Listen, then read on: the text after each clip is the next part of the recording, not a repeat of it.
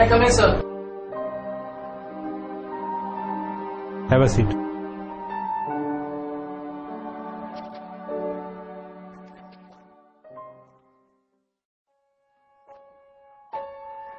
Science.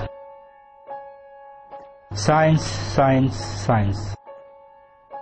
Science requires proof. As this is my first class with you, I will explain it my way.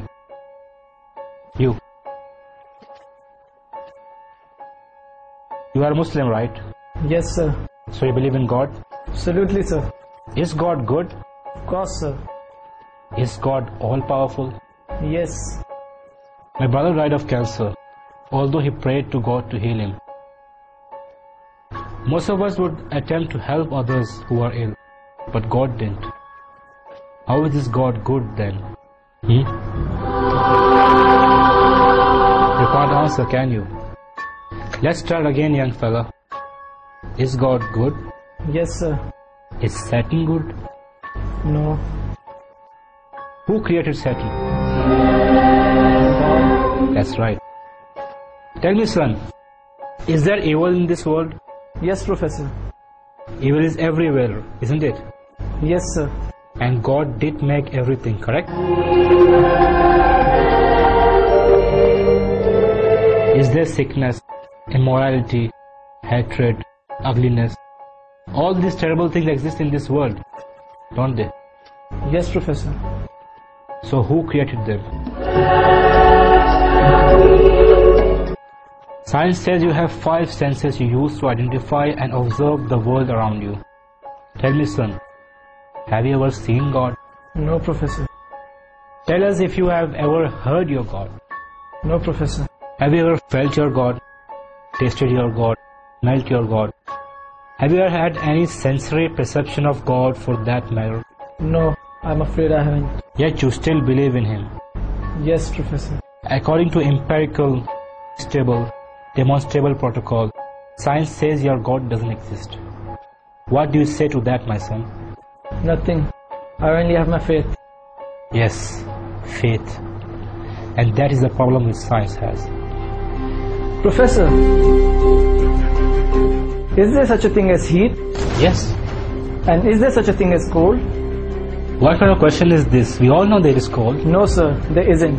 You can have lots of heat, superheat, mega heat, white heat, little heat or no heat, but we don't have anything as cold.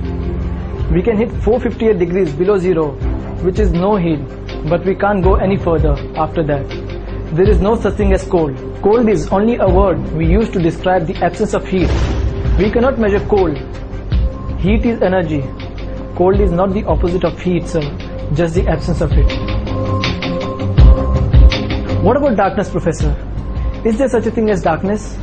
Yes, what is night if there isn't darkness? You are wrong again, sir. Darkness is the absence of something. You can have low light, normal light, bright light, flashing light. But if you have no light constantly, you have nothing. And it's called darkness, Professor. In reality, there is no such thing as darkness. If it is, you would be able to make darkness more darker, wouldn't you? So what's the point you're trying to make, young man? Sir, my point is your philosophical premise is flawed. Flawed? Can you explain how? Sir, you are working on the premise of duality. You argue that there is life and then there is death. A good God and a bad God. You are viewing the concept of God as something finite, something we can measure. Sir, science can't even explain a thought. It uses electricity and magnetism, but has never seen, much less fully understood either one. You view death as the opposite of life, is to be ignorant of the fact that death cannot exist as a substantive thing. Death is not the opposite of life, just the absence of it. Now tell me, Professor, do you teach your students that they evolved from apes? If you are referring to the natural evolutionary process, yes, of course I do. Have you ever observed evolution with your own eyes, Professor? Since no one has ever observed the process of evolution at work and cannot even prove that this process is an ongoing endeavor, are you not teaching your opinion, sir? Are you not a scientist but a preacher, Professor? Is there anyone in the class who has ever seen Professor's brain? No one appears to have done so. So according to the established rules of empirical, stable, demonstrable protocol, science says that you have no brain, sir. With all due respect, sir, how do we then trust your lectures, Professor? I guess you will have to take them on faith, son. That is it, Professor. The link between man and God is faith.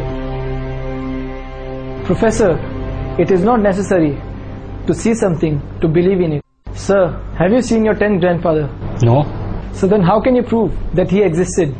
My presence proves his existence because I have come from him. Exactly, Professor. The existence of this universe and life proves that there is a creator. That is all that keeps things moving and alive. Take your seat.